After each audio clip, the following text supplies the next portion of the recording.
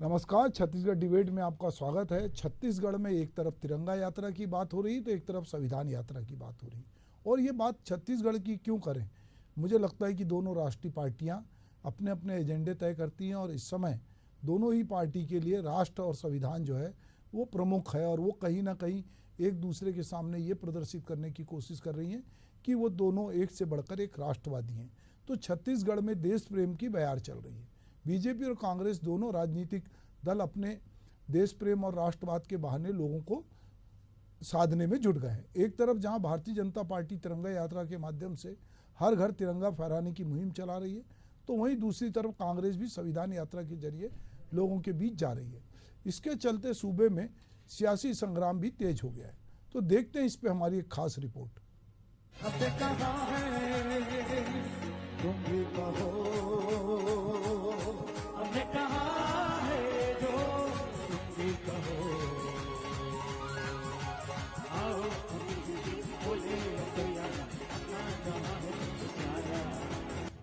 आजादी की 17वीं वर्षगांठ पर छत्तीसगढ़ में कई आयोजनों की तैयारी चल रही है। स्वतंत्रता दिवस के उपलक्ष्य में आयोजित हर घर तिरंगा अभियान के तहत 13 अगस्त को रायपुर के इंडोर स्टेडियम में जोहार तिरंगा कार्यक्रम का आयोजन होगा। मुख्यमंत्री विष्णुदेव साय की उपस्थिति में ये कार्यक्रम संध्या 6 बजे से शुरू होगा। इस अवसर पर देश के जाने माने गायक कैलाश खेर अन्य साथियों के साथ देशभक्ति पर आधारित गीतों की प्रस्तुति देने की तैयारी में है। वहीं देश भर में बीजेपी की तिरंगा यात्रा शुरू हो चुकी है। इस अभियान की शुरुआत 11 अगस्त से हुई है, जिसमें 15 अगस्त तक अलग अलग तरह से ये अभियान चलेगा। इसमें बाइक रैली और पद यात्रा के माध्यम से प्रत्येक कार्यकर्ता सभी घरों और व्यावसायिक स्थलों में तिरंगा लहराएंगे। वहीं 14 अगस्त को कांग्रेस पार्टी प्रदेश के सभी गांवों वार्डों में संविधान यात्रा के रूप में प्रभात फेरी निकालेगी। इस दौरान देश के संविधान की रक्षा की प्रतिज्ञा ली जाएगी। राष्ट्रपिता महात्मा गांधी के प्रिय भजन वैष्णव जन का गान होगा। इस प्रभात फेरी में भारत के संविधान, तिरंगा ध्वज और बापू का चित्र लेकर कांग्रेस के नेता और कार्यकर्ता चलेंगे। कांग्रेस की संविधान यात्रा पर उप मुख्यमंत्री अरुण साव ने कहा कि कांग्रेस अपनी प्रासंगिकता खो चुकी है। भाजपा अलग अलग योजनाओं से सम्मान और गौरव बढ़ाने का काम कर रही है। कांग्रेस नकल कर सकती है, लेकिन देश प्रेम एक दिखावा है। कांग्रेस ने भारत को नुकसान पहुंचाया है। तिरंगा यात्रा भाजपा बड़े धूमधाम से निकालने वाली है। ये जिस प्रकार के बयानबाजी ये कांग्रेस के नेता करते हैं, बार बार इसका स्पष्टीकरण और जवाब उनको मिल चुका है, पर वही घिसा पिटा टेप ये चलाते रहते हैं। देश और दुनिया जानती है देश सच्चे देशभक्त कौन है और देश के हित में काम करने वाले लोग हैं कौन है। कांग्रेस पार्टी ने हमेशा एक परिवार के हितों के सामने देश के हित को अनदेखा किया है, देश को नुकसान पहुंचाया है। ये पूरा देश जानता है और इसीलिए आज कांग्रेस पार्टी की दुर्दशा हो रखी है। वहीं बीजेपी के तिरंगा यात्रा पर कांग्रेस प्रदेश अध्यक्ष दीपक बैज ने तंज कसा है। दीपक बैज ने कहा कि 50 साल तक तिरंगा झंडा नहीं फहराने वाले राष्ट्रभक्ति का पाठ पढ़ा रहे हैं। तिरंगा यात्रा निकालना है तो पहले नागपुर की मुख्य शाखा से निकाले। पूर्व मंत्री शिव डहरिया का कहना है कि कांग्रेस हमेशा संविधान का सम्मान करती है, तिरंगे का भी सम्मान करती है, लेकिन बीजेपी संविधान और तिरंगे दोनों का सम्मान नहीं करती है। ये 50 साल तिरंगा झंडा नहीं फहराने वाले ये राष्ट्रभक्ति का पाठ पढ़ा रहे हैं। मैं तो उनसे आग्रह करता हूं कि अगर तिरंगा यात्रा निकालना है भारतीय जनता पार्टी को, पहले नागपुर के मेन शाखा से पहले तिरंगा यात्रा निकाल तो लिख ले, उसके बाद पहले गांव में और कहीं जाए, पहले नागपुर से निकाले। 50 साल तक तिरंगा झंडा नहीं फहराने वाले देशभक्ति का पाठ पढ़ाना बंद करें। देखिए, कांग्रेस पार्टी हमेशा से संविधान का सम्मान करती है और कांग्रेस के सरकारों में, चाहे राज्य सरकार हो या केंद्र सरकार हो, कभी संविधान के विरुद्ध कोई काम नहीं होता था, लेकिन आज भारतीय जनता पार्टी की सरकार में संविधान ही सुरक्षित नहीं है। जिस तरह से निर्णय केंद्र का हो रहा है, राज्य का हो रहा है, उसमें ऐसा लगता है कि संविधान के अनुरूप देश का काम नहीं चल रहा है। और भारतीय जनता पार्टी की सरकारें हमेशा संविधान के विरुद्ध बहुत सारे काम करती रहती हैं। बहरहाल भाजपा और कांग्रेस दोनों राजनीतिक दल तिरंगा यात्रा और संविधान यात्रा के बहाने अपने देश प्रेम कार्यकर्ता जनता तक पहुंचाने का प्रयास कर रहे हैं। देश सेवा का जज्बा जगाने वाले इस तरह के आयोजन पर सियासत कितनी लाजमी है, ये बड़ा सवाल है। Shashikant Sahu, Asian news, Raipur. तो चलिए, तिरंगा यात्रा वर्सेस संविधान यात्रा में क्या कुछ हमने अभी दोनों पार्टियों के नेताओं की बात तो सुनी, पर उनके प्रवक्ता क्या सोचते हैं और पार्टी का इस बारे में किस तरह की तैयारी है, तो चलिए हम उन्हीं से बात करते हैं। हमारे साथ इस पूरी बातचीत को करने के लिए किरण बघेल जी हैं, बीजेपी की प्रवक्ता, उनका स्वागत है। मेरे साथ अभिमन्यु मिश्रा जी हैं, कांग्रेस के प्रवक्ता, उनका भी स्वागत है। तो चलिए हम पहले बातचीत करते हैं। किरण जी, ये जो इस बार तिरंगा यात्रा, पिछली बार भी हुई थी तिरंगा यात्रा, और एक प्रकार से आप कह रहे हैं कि हम देश के प्रति जो लोगों का एक स्वाभिमान है, देशभक्ति है, तिरंगा उसका प्रतीक है, इसलिए हम जो है तिरंगा की यात्रा निकाल रहे हैं। और ये जिम्मेदारी जो है आपकी युवा विंग को दी गई है। और यहाँ पर रायपुर में कैलाश खेर भी आएंगे, कार्यक्रम में गाने गाएंगे, देशभक्ति होगी। पर हम जितने अभी तक किसी भी पार्टी की कोई यात्रा हो, कई बार हम देखते हैं कि उसमें स्कूली छात्र छात्राएं जो है, सबसे ज़्यादा देशभक्ति जो है वो जो जहाँ संगठित है, स्कूल है, संस्था है, वहीं से शुरू होती है।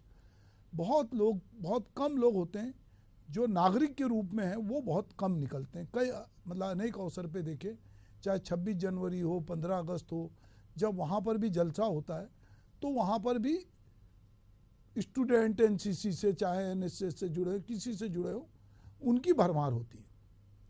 तो ये जो तिरंगा यात्रा निकल रही है, ये तिरंगा यात्रा के पीछे ऐसा क्या लग रहा है कि लोगों में अगर हम 15 अगस्त को या 26 जनवरी को या 2 अक्टूबर को अगर 2, 4, 5 दिन हमारे राष्ट्रीय जो है उस दिन यदि हम बात करेंगे, तो क्या लोगों में राष्ट्रभक्ति का जज्बा जग जाएगा, या लोग राष्ट्र के प्रति एक ऐसा भाव रखेंगे कि राष्ट्र हमारे लिए सर्वोपरि है?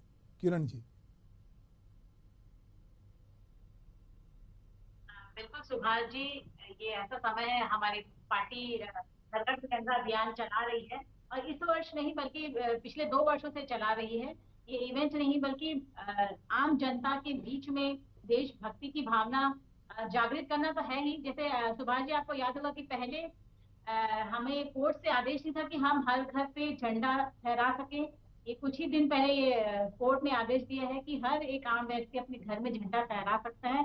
इसी के चलते ये प्रधानमंत्री जी के नेतृत्व में हर आम आदमी के अंदर कहीं ना कहीं देशभक्ति का जज्बा रहता है, और वो कम से कम इस दिन तो आजादी का जो जश्न मनाता है, उस दिन तो बहुत तीव्रता से इनके मन में आता है। तो ये अभियान के रूप में उनके अंदर जो भावना है उसे साकार रूप देने का प्रयास किया जा रहा है, और कहीं ना कहीं तिरंगे और देशभक्ति की भावना को एक आम जनमानस से जोड़ने का प्रयास किया जा रहा है, जो हमारी पार्टी लगातार करती है। जैसे देख लीजिए, एक पेड़ माँ के नाम के अभियान की बात कर ले, या उससे पहले मोर माटी मोर देश की बात करें, विभाजन विभीषिका की बात करें, तो लगातार पार्टी, हमारी भाजपा पार्टी ऐसे बहुत से कार्यक्रम समय समय पर ऑर्गेनाइज करती रहती है, ताकि आम जनता से पार्टी का संवाद बना रहे, कार्यकर्ताओं का संवाद बना रहे, और एक कड़ी होती है जनता, आम जनता और पार्टी और कार्यकर्ताओं के बीच में, वो स्थापित हो सके। साथ ही साथ अगर हर घर तिरंगे की बात करें तो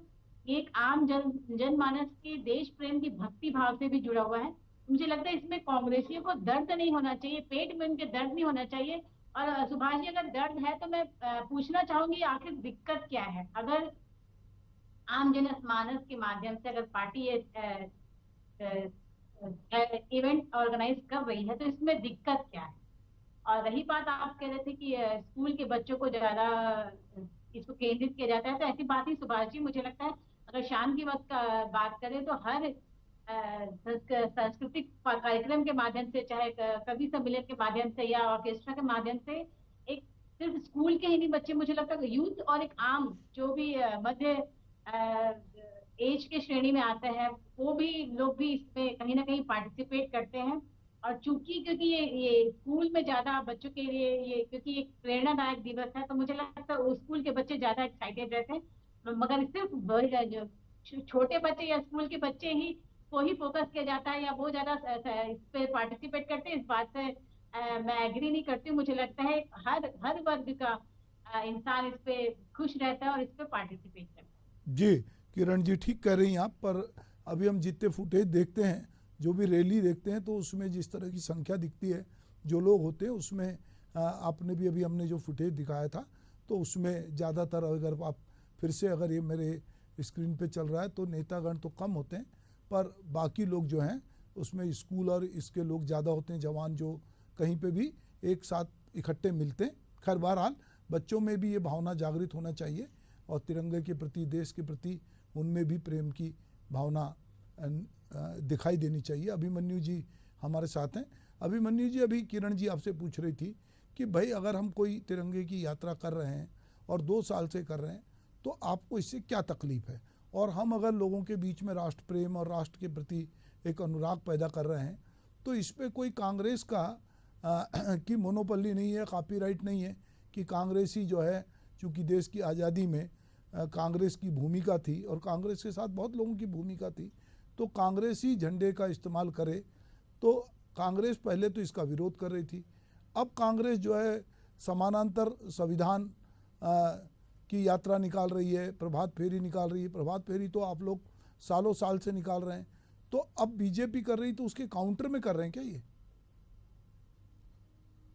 जी सुभाष जी, आपको नमस्कार। आपके माध्यम से आपके व्यूअर्स को नमस्कार और मेरे साथी पैनलिस्ट महोदया को भी नमस्कार। सबसे पहले तो मैं आपको ये क्लियर कर देना चाहता हूँ कि तिरंगा यात्रा का कोई विरोध नहीं है।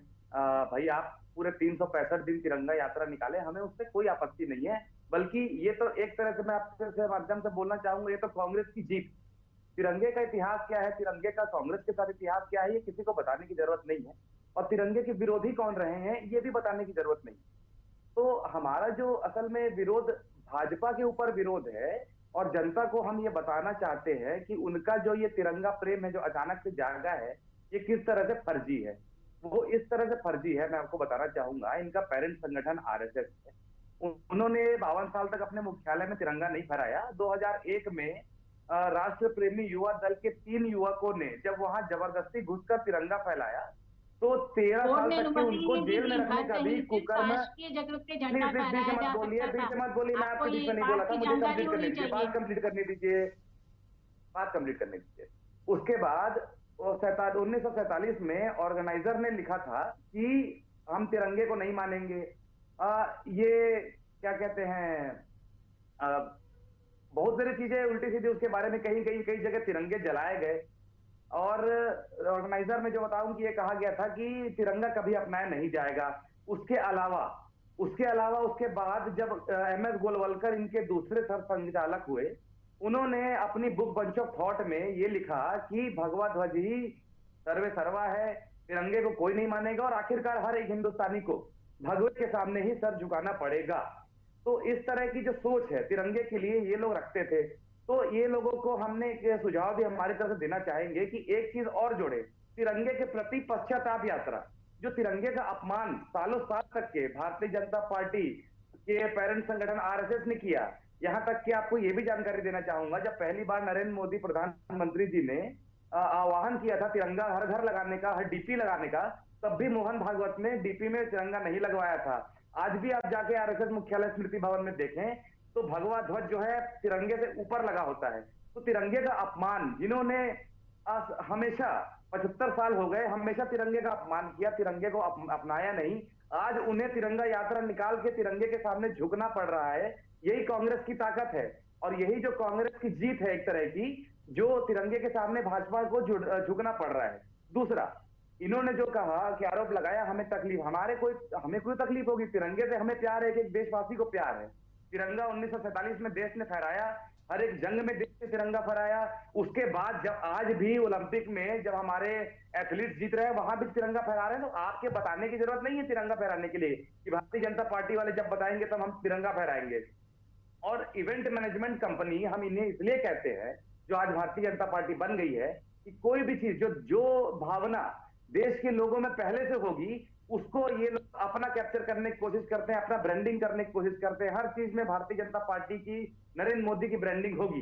तो आपके हिसाब से हम चलने वाले नहीं है। संविधान यात्रा हम जो निकाल रहे हैं उसके पीछे सबसे बड़ा कारण ये है, सीधा सीधा कारण ये है कि आज की जो सरकार है उसके कार्यकाल में संविधान सुरक्षित देश का नहीं है। इनके नेता लगातार बयान देते थे कि 400 पार होने पे हम संविधान बदलेंगे, तो 400 पार नहीं होने दिया। इनको खुद को मैंडेट से कम रख के जो देश की जनता ने एक बड़ा जवाब दिया है कि संविधान जो है वो सबसे ऊंचा है, उससे ऊंची ना भारतीय जनता पार्टी हो सकती है, उससे ऊंचे ना नरेंद्र मोदी हो सकते हैं, उससे ऊंचा कोई नहीं हो सकता। बाबा साहब अम्बेडकर ने हमें जो संविधान दिया और हमें जो संविधान की ताकत दी, वो सिर्फ एक किताब नहीं है, किताब की जगह हर एक नागरिक की ताकत है। तो उस ताकत को प्रदर्शित करने के लिए जब हम रैली लेके सुबह प्रभात फेरी में निकलेंगे तो हमारे हाथ में संविधान होगा और संविधान के साथ तिरंगा भी होगा। तिरंगे के साथ हमारे नारे लगेंगे, हमारे हाथ में बापू की, हमारे महात्मा गांधी की तस्वीर भी होगी। तो तिरंगे के प्रति प्रेम हमें भारतीय जनता पार्टी ने सिखाए, जिन्होंने कभी तिरंगे का सम्मान नहीं किया। बल्कि हम तो ये कहना चाहेंगे कि भाई ये सब धकोसले और इवेंट मैनेजमेंट छोड़िए।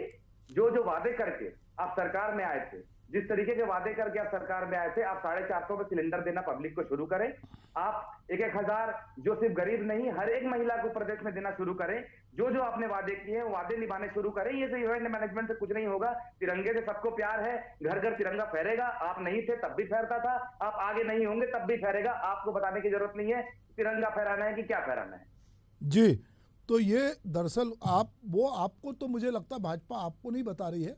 दरअसल भाजपा जो जनमानस के बीच में उनका कहना है कि अब चूंकि सुप्रीम कोर्ट की ये रूलिंग भी है कि आप हर घर में तिरंगा फहरा सकते हैं, तो वो हर देशवासी से ये अपेक्षा कर रहे हैं कि वो अपने घर में तिरंगा फहराएं। ठीक है कि जिसकी मर्जी है, हो सकता कोई अनिवार्यता तो है नहीं कि आप फहराएं या ना फहराएं, पर अगर आपके भीतर राष्ट्र प्रेम है तो कहा जा रहा है बिल्कुल सही है, मैं उसके लिए बिल्कुल विरोध नहीं करता हूं। मेरा ये कहना है जी। तिरंगे के लिए अगर आप सम्मान और कर रहे हैं सबकी बातें, तो अपना भी जो इतिहास है तिरंगे को लेके वो भी सबके सामने आपको लाना चाहिए कि आपने तिरंगे का कितना सम्मान किया, जो आप बाकियों को अब सम्मान करने की बातें बता।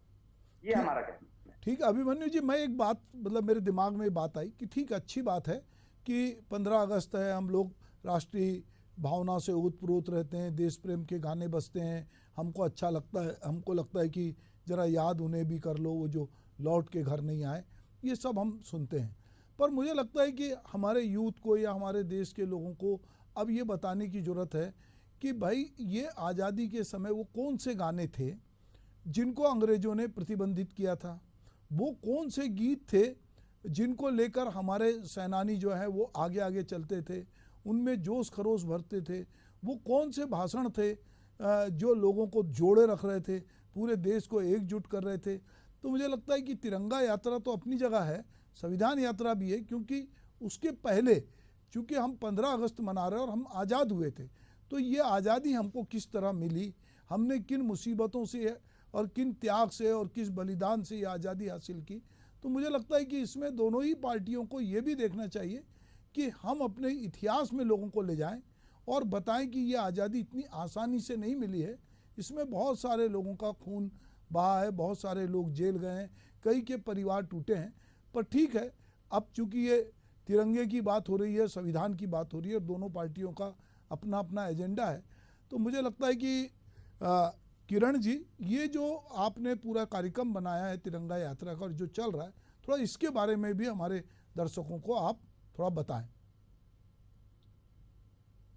देखिए, ये जो कार्यक्रम है वो 12 से 15 अगस्त तक चलने वाला है, जिसमें जिला से लेकर मंडल स्तर तक कार्यभार हमारे कार्यकर्ताओं को सौंपा गया है, जो कि हमारी पार्टी के द्वारा तिरंगा झंडा दिलाया जाएगा और हर घर में जाके उनसे अनुरोध किया जाएगा अपने घर के छत पे ये तिरंगा फहराएं। क्योंकि अमूमन क्या होता है सुभाष जी, कई मध्य वर्गीय या बहुत गरीब परिवार की इच्छा रहती है अपने घर के छत पे तिरंगा फहराने की, लेकिन कहीं ना कहीं वो असमर्थ होते हैं तिरंगा झंडा लेने के लिए, या कहीं कोई कानूनों से नहीं ले पाते हैं, तो ये भाजपा प्रेरित करेगी कि वो स्वयं तिरंगा झंडा उन तक उपलब्ध कराएगी, और उनके अंदर जो भावना है, जो दबी भावना है अपने घर की छत पे तिरंगा फहराने के लिए, उसके लिए प्रेरित करेगी। और कहीं ना कहीं पूरे भारत में एक एकीकरण का जो भाव है वो उत्पन्न होगा, और लोगों के अंदर जो दबी देश प्रेम भावना है वो जागृत होगी। उसके ठीक पहले आप जो कह रहे थे कि हमारी जो युवा पीढ़ी है उसको हमारे इतिहास जानने की बहुत बड़ी आवश्यकता है। इसके लिए भी सुभाष जी हमारी भाजपा ने 24 तारीख को विभाजन विभीषिका दिवस बनाने का हर साल से प्रयास किया है, जिसमें हमारे जिले और मंडल तक स्कूलों कॉलेजों में और सभी एक आम जन के बीच में एक कार्यक्रम ऑर्गेनाइज किया जाता है विभाजन विभीषिका के समय कि 15 अगस्त से एक दिन ठीक पहले 14 अगस्त को क्या हालात है भारत देश के, किस कठिन परिस्थितियों में भारत और पाकिस्तान में लगा हुआ। तो आप बिल्कुल सही कह रहे हैं, हमारी जो भविष्य की यूथ पीढ़ी आने वाली है उनको हमारे इतिहास के बारे में जानने का बिल्कुल अधिकार है। तो इसी तारतम्य में विभाजन विभीषिका, और हम मीसा बंदी का कार्यक्रम भी ऑर्गेनाइज किए थे कुछ दिन पहले, जिसमें किस प्रकार आपातकाल के दौरान मीसा बंदियों के साथ किया गया, या नेताओं के साथ, या मीडिया पर्सन के साथ, या अखबारों के साथ किया गया, ये भी हमारे भविष्य की आने वाली पीढ़ियों को जानने की आवश्यकता है। तो लगातार भाजपा हमारे आने वाली पीढ़ियों की जागरूक कर रही है अपने इतिहास को लेकर, अपने नेताओं को लेकर, और बहुत सारे इतिहास की हिस्टोरिकल चीजें हैं वो उनको लेकर। चाहे अगर हम बात करें तो यशस्वी प्रधानमंत्री नरेंद्र मोदी जी हैं जो पुराने संस्कारों और रीति रिवाजों को लेकर, और बहुत से ऐसे मॉन्यूमेंट्स हैं उनको भी फिर से रेनोवेट करने का प्रयास कर रहे हैं ताकि हमारे आने वाली पीढ़ी इसके बारे में जानकारी ले। तो बिल्कुल हमारी सरकार। जी अभिमन्यु जी, ये जो विभाजन विभीषिका दिवस है, दरअसल अभी किरण बघेल जी ने दो बातें कही। किरण जी ने एक कहा कि जो मीसाबंदी जेल गए थे उनकी कहानियाँ, वो कैसे आपातकाल में उनको तकलीफ झेलनी पड़ी। एक तो ये पक्ष है कि भाई इन लोगों ने कैसे झेली। अब ये देश का विभाजन है, हम 14 अगस्त के पहले के देश को देखते हैं तो हम कहें कि ठीक है कि देश में जिस तरह से अंग्रेजों ने फूट डालो राज करो नीति अपनाई, उन्होंने पश्चिम बंगाल जो है उसको तोड़ने की कोशिश की और वो वहाँ सफल नहीं हुए। हमारे देश के नेता जो हैं सब एकजुट थे, हिंदू मुस्लिम जैसी कोई बात नहीं थी। पर अंग्रेज ये बात समझ गए थे कि यदि एकजुट रहेंगे तो इनको हम नहीं मुकाबला कर सकते, इसलिए उन्होंने अपनी रणनीति अपनाई। पर अगर हम आज़ादी की बात करते तो आज़ादी का मुख्य केंद्र लाहौर हुआ करता था, जो पाकिस्तान में बड़ा हिस्सा है। अगर हम भगत सिंह, राजगुरु, सुखदेव की बात करें तो वो सब लाहौर में ही केस चले थे। तो मुझे लगता है कि देश अब एक था और देश के लोगों ने कभी ऐसा सोचा भी नहीं था। पर ठीक है कि जो भी स्थितियां बनी उसमें विभाजन हुआ। अब ये विभाजन विभीषिका जो मना रहे हैं बीजेपी के लोग, तो क्या ये देश के लोगों को वो बताना चाह रहे हैं कि क्या ये जाति हुई या इनका मकसद कुछ और आपको दिखता है? देखिए, सबसे पहले तो मैं आपको बता देता हूँ, आपने बड़ी अच्छी बात कही कि शुरू से ही हम जो आते थे उसके पीछे के राजनीतिक मायने नहीं होने चाहिए, और ना ही होते थे।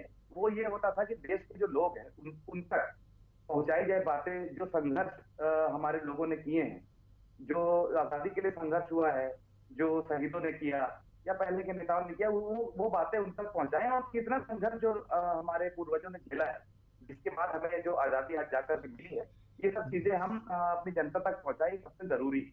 और यही हम कोशिश करते हैं। अब हम देखते हैं बचपन से रोड में घूमते थे, झंडे लेकर रैलियां निकालते थे, अलग अलग लोगों की तरह, कभी कोई सुभाष चंद्र बोस की तरह बच्चा बन के आना चाहता था, कभी कोई भगत सिंह की तरह बन के आना चाहता था, कभी कोई चंद्रशेखर आजाद के उसमें होता था। तो ये उत्साह होता था। और अब जो भारतीय जनता पार्टी है एक नई प्रथा ला रही है, विभीषिका दिवस बना रही है। असल में क्या है कि इनके जो पूर्वज है 1927 से लेकर 47 तक के आरएसएस चली, और भी संगठन चले, हिंदू महासभा चली, इनका एक भी कोई इनके नेता का या इनके कोई भी एक भी कार्यकर्ता का आजादी के आंदोलन से कोई सरोकार नहीं था। ना इतिहास में इनका कोई उल्लेख है, ना कि गोलवलकर ने क्या किया, कि हेडगेवार ने क्या किया। ये कई सारे इनके जो प्रमुख हुए, इन लोगों ने एक इनके इंसान ने गोली नहीं खाई, ना किसी एक अंग्रेज को गोली मारने का काम इन्होंने किया। तो इनके पास कोई अपना इतिहास बताने को तो है नहीं। और इतिहास जो आएगा कांग्रेस का सामने, तो उनसे इनको सबसे बड़ी तकलीफ होगी कि इतिहास में जो कांग्रेस ने लड़ाई लड़ी है, वो पब्लिक के सामने, जनता के सामने अब धीरे धीरे जनता के दिमाग से ये लोग भुलाने की कोशिश कर रहे हैं। लेकिन ये नहीं जानते कि आजादी की लड़ाई जो कांग्रेस ने लड़ी है वो कभी देश के दिलों से भुलाई नहीं जा सकती। आप भ्रम में डाल सकते हैं, आप कुछ भी करिए, अब पुराने जो वीर गाथाएं हैं उनको नहीं सुनाते। हम तिरंगा यात्रा आज के अलग अलग चीजों के उसमें ट्रेंड में हम घुल मिल चुके हैं, तो पुराने लोगों को याद करना चाहिए जिन्होंने असल में अपनी जान दी और आजादी के आंदोलन में जिन्होंने काम किया, उन्हें याद करना चाहिए। तो इनका जिनका कोई इतिहास नहीं है वो तो अलग अलग तरीके से अपना कोशिश करेंगे इन्वॉल्व होने की और बताने की कि हाँ भाई हम सबको तिरंगा फहराने बोल रहे हैं। चलिए तो बताएंगे लोगों को जी कि जी हमने खादी को बंद कर दिया, खादी के झंडे बनाने बंद कर दिए, आज तिरंगा भी जो फैलाने जा रहे हैं घर घर के वो चाइना से आएगा। आप बताते क्यों नहीं है लोगों को? ये सब तो बड़े आप छुपा ले जाते हैं। चलिए अभिमन्यु जी, कोई बात नहीं, चूंकि झंडा फहराने की बात हो रही है, तिरंगा यात्रा, तो हमको याद करना चाहिए श्यामलाल पार्षद को, जिन्होंने आज़ादी के पहले कौमी झंडा को लेके एक गीत लिखा था कि विश्व विजयी तिरंगा प्यारा, झंडा ऊंचा रहे हमारा, सदा शक्ति सरसाने वाला, प्रेम सुधा बरसाने वाला, वीरों को हरसाने वाला, मातृभूमि का तन मन सारा, झंडा ऊंचा रहे हमारा। तो चलिए हमारे बहुत सारे स्वतंत्रता संग्राम सेनानी ने अपने झंडे को ऊंचा रखने के लिए अपनी जान की बाजी लगाई और बहुत सारा पूरे देश में एक नए तरह का वातावरण निर्मित किया, जिसके कारण हमको आज़ादी मिली। हम उम्मीद करते हैं कि चाहे वो संविधान यात्रा हो, चाहे तिरंगा यात्रा हो, अंततः वो देशभक्ति का संचार लोगों में करेगी और लोग देश के महत्व को समझेंगे। आप लोग मेरे साथ इस डिबेट में शामिल हुए, आपका बहुत बहुत धन्यवाद। नमस्कार।